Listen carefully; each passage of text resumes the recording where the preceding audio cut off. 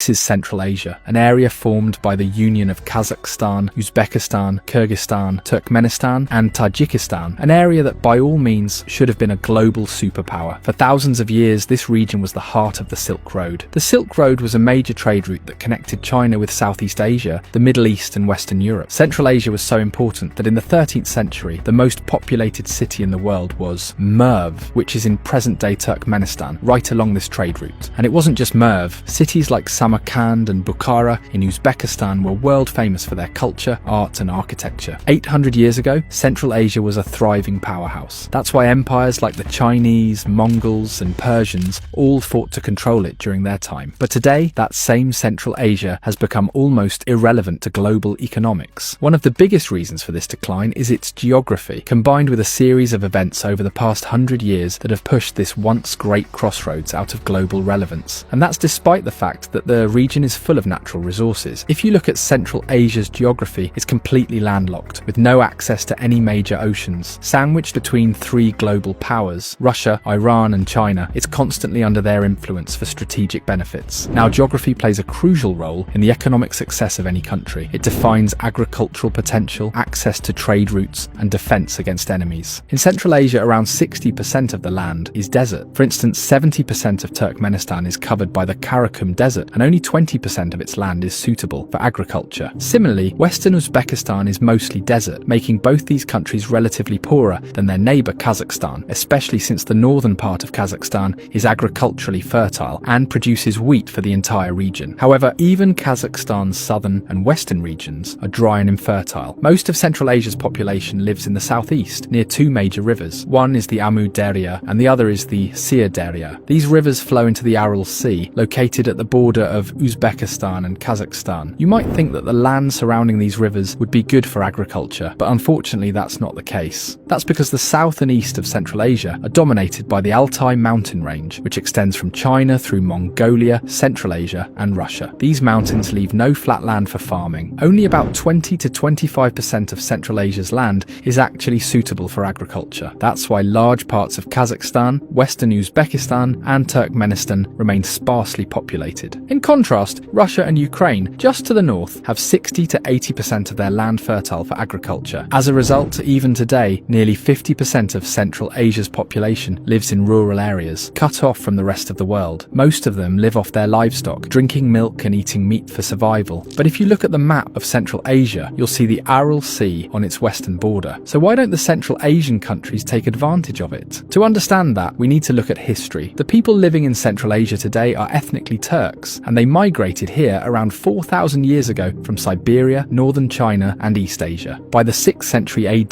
they had established an empire stretching from the Black Sea to Mongolia. In the 7th and 8th centuries, the region between the Amu Darya and Sir Darya came under Muslim control, what we now call Uzbekistan, Tajikistan, and Kazakhstan. Then in the 13th and 14th centuries, the Mongols took over and ruled Central Asia for many years. By the 16th century, as Mongol power declined, the Russian and Chinese empires began competing for control of this region, and eventually, in 1917, the Soviet Union took over. The Soviets did something strategic right away. They divided the region's 5 major ethnic groups, Kazakh, Tajik, Turkmen, Uzbek, and Kyrgyz, into separate countries. This shows how well they understood the ground realities. They gave each group majority control in its own territory. America's biggest blunder in Afghanistan was that it was unaware of the country's ethnic realities. That's why, when it invaded Afghanistan in 2001 and overthrew the Taliban government, it handed control of the country to the Tajiks. Even though Tajiks make up only 30% of the Afghan population and primarily speak Farsi, while Pashtuns, who form 50% of the population, were largely sidelined. The result? The Afghan government couldn't maintain control, and within just 1 month of the US withdrawal, the Taliban regained power. The Soviets, meanwhile, not only divided Central Asia, but also initiated development. However, because of their communist ideology, they clashed with the local population, who were predominantly Muslim. Communism was deeply anti-religious, and for years, mosques and churches were shut down across Central Asia. This led to bloody conflicts between Soviet authorities and local people. Many Central Asians fled to Afghanistan, the Middle East, and the Indian subcontinent during this time. Eventually, the Soviets realized that this growing resentment could threaten their control, so they ramped up development and began allowing some religious freedom. Here's an interesting fact. Today,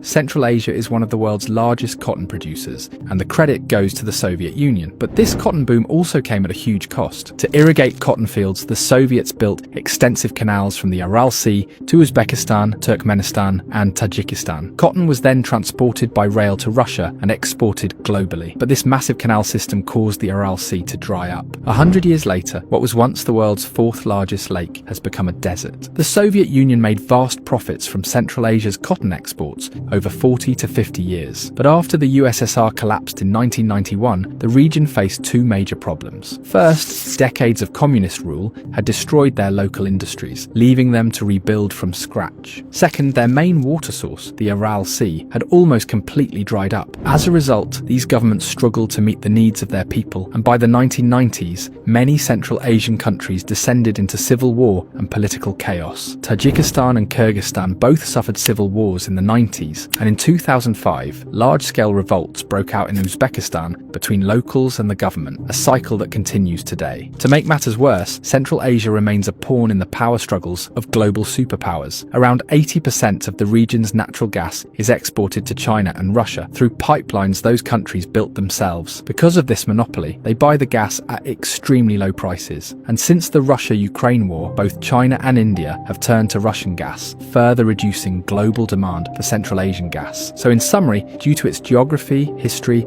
and geopolitical reality, Central Asia has become a puppet, used and discarded by global powers. Perhaps in the future, if Russia and China rise as dominant global powers, the Silk Road might once again become significant, and Central Asia could regain its status as a hub of trade and culture. But for now, that seems unlikely, at least not in the next 10 years. Geography plays more than 50% of the role in a country's economic success. A while ago, we made a video on America's geography and showed how it helped America become a global superpower. It's a must-watch video. Here are all the sources we consulted while making today's video. If you liked this video, please give it a thumbs up and don't forget to subscribe to the channel. We'll see you in the next video with another interesting topic. Take care.